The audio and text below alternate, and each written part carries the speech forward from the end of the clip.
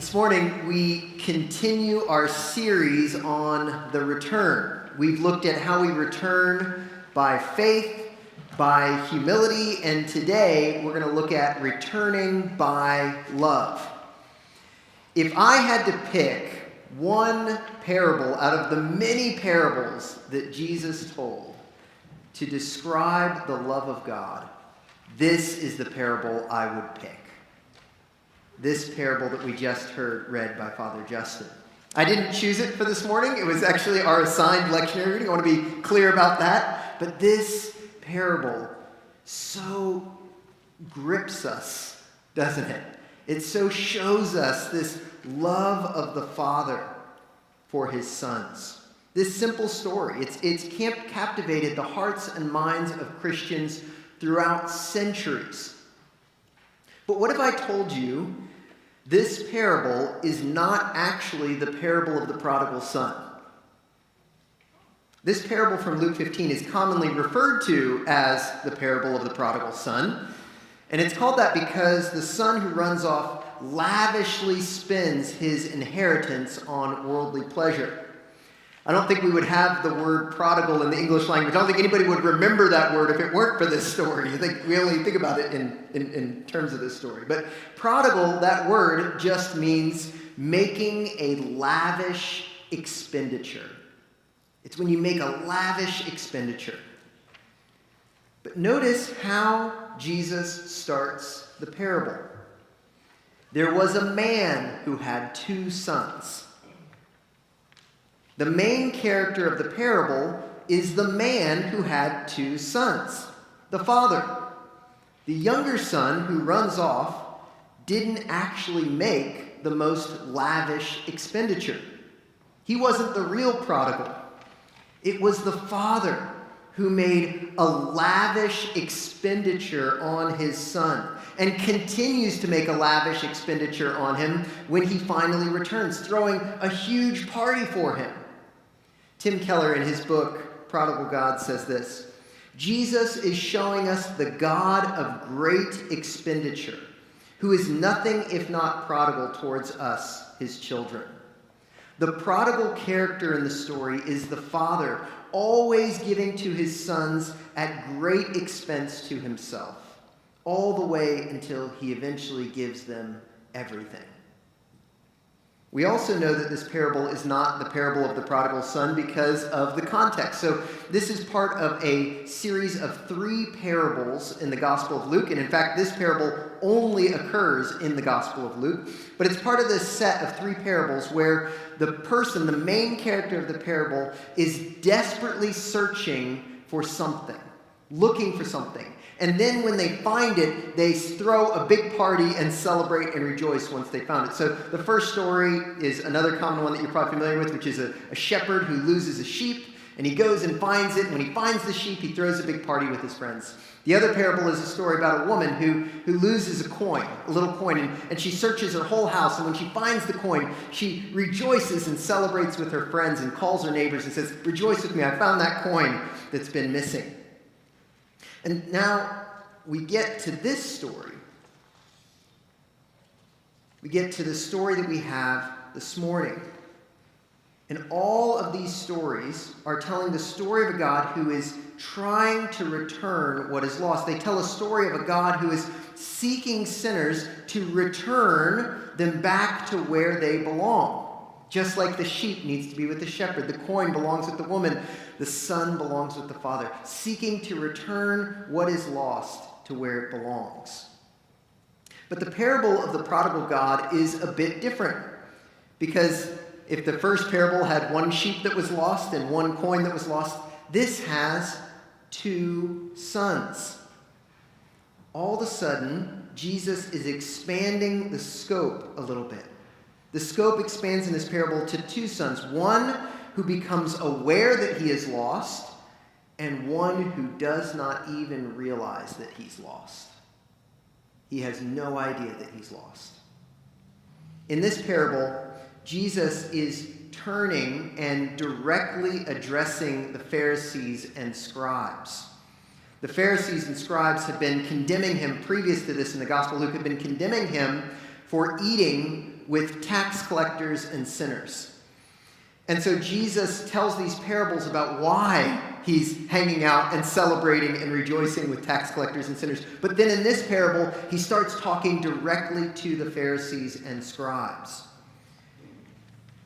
He starts to describe this bitter, jealous eldest son as a stand-in for the scribes and Pharisees, and the younger son who's representing these sinners and tax collectors. And Jesus tells this parable of the two sons as a warning and invitation to the Pharisees and scribes that they are just as much lost, and he's inviting them to return.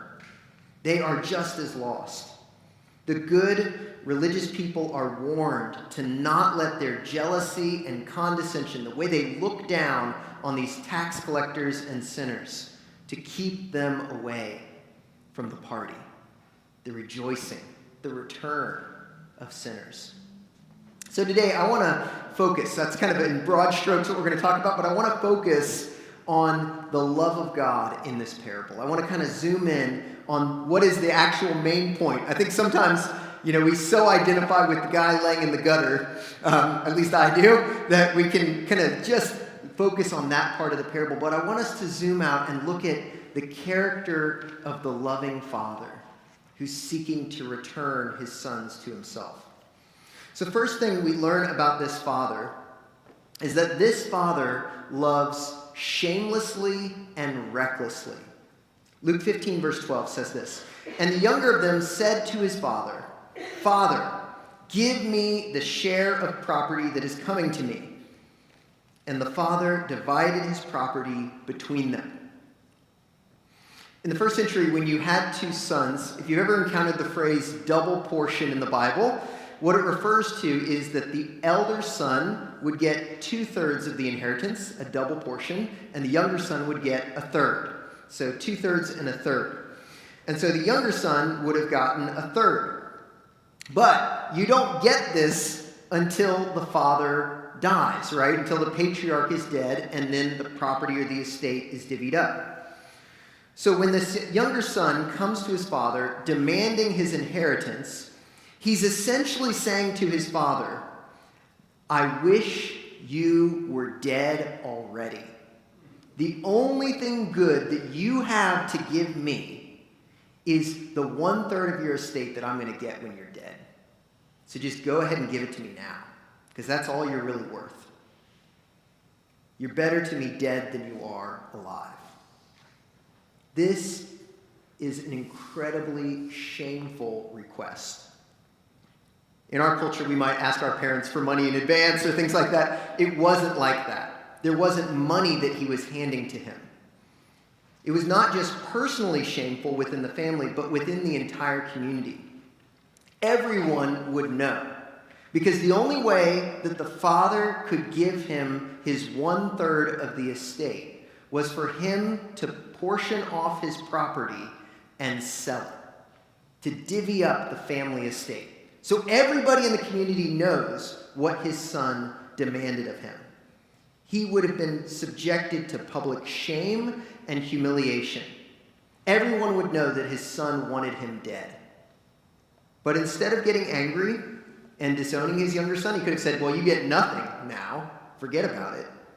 The father gives shamelessly.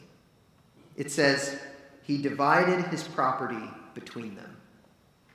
That's actually not the best way to translate what it says in Greek. The word that is used is bios, where we get the word biology. It says literally, it's what we study, the living. Biology is the study of what's living, right? It says that he literally divided his life between them. He took his life's work and divided it. He took his livelihood, we might say, his livelihood, because you lived off of the land. He took it and gave it to his sons, divided it between them. He divided his life for his sons. He is allowing the younger son to liquidate part of the family estate, and he will never be able to recuperate it. It will never be put back together again. This is especially true because we know the rest of the story, that he wastes all of that money. It's never coming back. The younger son blows all the cash, and it's gone. But notice what the parable says in verse 16. You may want to follow along in your bulletin or in the Bible. After the younger son is left destitute from his wild living, and he has to hire himself out to feed pigs, we read this. And he was longing to be fed with the pods that the pigs ate, and no one gave him anything. I'm going to actually pause there real quick before we get to the second part of that. We go to verse 17. This is a bit of a side note, but when the Pharisees, what they used to call the occupying Romans, they referred to them as pigs. That's what their name for them was, because they were Gentiles, right? And they ate pigs, so they called them pigs, because they were filthy, they were unclean. And so what he's saying here is, if you think about it, the person the young son who's gone off, right? And he's feeding pigs. This is equivalent to what the tax collectors were doing, right? What were they doing? They were feeding the Romans. They were providing for the Romans. And then it says, and no one gave him anything. And the Romans weren't given anything back. They were only taking, right? And so this is kind of what Jesus is talking about here. And the Pharisees would have immediately understood the pigs to be standing in for the Romans. This is a tax collector, right? Symbolically. So we read on in verse 17. Sorry, that's a bit of a side note, not critical to the sermon, but just something cool. Put it in your, random trivia bucket. So verse 17. So he's feeding the pigs and longing even for the pods. But when he came to himself, he said, how many of my father's hired servants have more than enough bread, but I perish here with hunger? What the younger son is realizing is the difference between how the world operates and how his father's household operates. And they are a stark difference. In the world, you have to strive and struggle to make it. In the house of the Father, even the servants have more than enough. The world only gives when it gets. The Father gives his inheritance without asking for anything in return. The world is transactional, right? Everything is a transaction in the world. But in the Father's house, it's not a transaction. Before we had kids, my in-laws were very generous, and they took us on vacation to Costa Rica. And there was this one waterfall that my wife had researched online that she really wanted to hike to in this little town called Montezuma. It's outside the town. But we weren't quite sure how to get there. You know how this works, right? When you're in a foreign country and you're trying to figure out where to go, it's difficult. And so we were real excited to go to this waterfall. And we were in the town. And my mother-in-law, I just need to describe her a little bit if you haven't met her. She's like the sweetest, nicest person ever. She's never met a stranger in her life. She will literally talk to anybody, even without any encouragement. She will just talk to anybody at all. And so we were trying to figure out where the trail was and how to get to it. And she spotted this local guy just standing by the side of the road. And so she doesn't speak any Spanish, let me be clear, but she just goes up to him and starts talking to him and asks him if he knows the way to the waterfall. And the guy did speak English, and he was very polite and said, sure, of course, I know how to get there. I'm happy to show you the way. Please follow me, and while we hike, I will tell you the history of this area. And Megan and I had traveled overseas a bit more than her parents, and we quickly realized what was happening, which was that Megan realized that her mom had just inadvertently hired a tour guide for the day. And so Megan quickly runs up and intervenes and explains to her mom that she has just hired a tour guide who is going to stay with us all day and collect a large fee at the end. And so we politely decline the tour. We give him a small tip for pointing us in the right direction and go about our way. We did make it to the waterfall, and it was gorgeous. Now, I'm sure that guy was really nice, and I don't fault him for standing out there to make a buck. But at the end of the day, it was all a transaction for him, right? He was out there to make a living.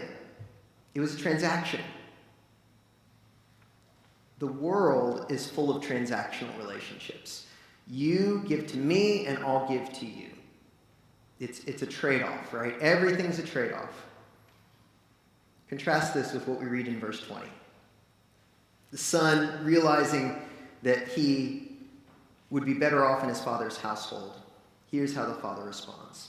But while he was still a long way off, his father saw him and felt compassion, and ran and embraced him and kissed him. God's love for his children is never transactional. He didn't make him work it off or pay it back before he ran to embrace him and love him. Where was the father the whole time? Where was the father that he could see him from a long way off? He was standing on the porch, looking into the distance, peering, waiting for the moment his son would come over that hill, waiting for that moment to run and embrace him. And then before the son can make it to him, he runs, he embraces him. And let me just be clear here. I don't know if you've ever seen Back to the Future. I don't know which one it is where you go to the Wild West and Marty McFly's like trying to describe running as a sport. And they're like, run for fun, what is that? You know, they didn't run for fun in ancient Palestine, right? You probably don't remember that scene in the movie. It just popped in my head. It was not in my notes. But anyways, just to be clear. They did not run. Running was not a fun exercise. That was something little boys did to play. But men, patriarchs, did not run in the street. They walked slowly with dignity. But not this father. Not when he's full of love. Not when he sees his son in whom he delights. He runs after him. The son doesn't, he's been rehearsing this apology, right? I'm not even fit to be called your son. Make me like one of your servants. He's been rehearsing. He doesn't even get it out of his mouth. The father covers him with love while he was still a long way off. While we were yet sinners, the father saw him and felt compassion. God saw us and felt compassion for us and ran and embraced him. Jesus Christ died for us, stretching out his arms on the cross. Even after the father has given away his entire livelihood, he still has more to give the younger son. The sins of the younger son are forgiven. Jesus, the infinite God, gave his infinite life to cover our countless sins. We still have to repent, I want to be clear, but God's forgiveness always meets us more than halfway. I think often we think about returning to God as this long, arduous journey that we have to make to get back to God. And what I want you to hear this morning is that the Father is sprinting towards you as soon as you decide to return. He is running towards you. He meets us more than halfway. Tim Keller writes this in his book. He says, God's reckless grace is our greatest hope. The Father's welcome to the repentant Son was literally reckless because he refused to reckon or count his sin against him and demand payment. God has refused to reckon or count our sin against us. He loves us that much. With the Father, there's no transaction, only God's action on our behalf towards us. And second, the Father loves joyfully. So he loves shamelessly and recklessly, and the Father loves joyfully. Verse 21. And the Son said to him, Father, I have sinned against heaven and before you. I am no longer worthy to be called your son. He finally get the line out that he was rehearsing on the walk back. But the father said to his servants, bring quickly the best robe and put it on him, and put a ring on his hand and shoes on his feet, and bring the fattened calf and kill it, and let us eat and celebrate. For this my son was dead and is alive again. He was lost and is found. And they began to celebrate. There is more rejoicing in heaven over one sinner that repents. There is more rejoicing in heaven over one son who returns. And this is the real rub for the elder brother. This is the real issue that the Pharisees and scribes have. From the perspective of the religious people, these sinners and tax collectors have taken the rich inheritance of God, the rich inheritance that God had given to Israel, and they are squandering it, giving it away to the Romans. They don't deserve anything, much less a party. Israel was God's chosen people, not to give their wealth to the Romans, not to be plundered, but to enjoy the fruits of the land that God had given them. The sinners were taking this precious gift, and giving it to the Romans, living like the Romans, rejecting God's holy law. They looked like the Romans, not like the people of God. How could Jesus, a holy man, someone thought to be the Messiah, be hanging out with them? The Pharisees were the good guys, right? They had never left God. They had stayed with God. They didn't go running off. They were the faithful ones. If sinners were treated this way, then who needed a God like that? That's not fair. You ever said that in your life? You ever been jealous of a sibling, if you have siblings? That's not fair. They're getting treated differently than I was. I want to tell you some hard news this morning. Grace is never fair. Thanks be to God for that. We don't get treated fairly. We don't get treated as we deserve. That's the point.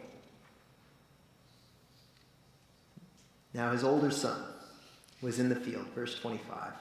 And as he came and drew near to the house, he heard music and dancing. And he called one of the servants and asked what these things meant. And he said to him, "Your brother has come, and your father has killed the fattened calf, because he has received him back safe and sound." But he was angry and refused to go in. C.S. Lewis once wrote, "The doors of hell are locked from the inside." The elder brother locks himself out of the party, unable and unwilling to accept the love and welcome of the prodigal father. But remember, this parable is aimed just as much at the Pharisees and the scribes. So what does the father do? What does God the Father, who loves like a prodigal, what does he do? He spends until he has nothing left. Keep reading, verse 28. His father came out and entreated him. Think about this, right? You are the patriarch. This is your estate. You're still alive. You've already lost a third of it. And this other son is out pouting. You could just order him to be brought into your presence. What does he do? No. He goes out to him and entreats him. Literally what it means in Greek, he begs him. He begs at the feet of his son and says, "Please, come." He entreated him, but he answered his father, "Look, these many years I have served you, and I never disobeyed your command. Yet you never gave me a young goat that I might celebrate with my friends. But when this son of yours came, who has devoured your property with prostitutes, you killed the fattened calf for him."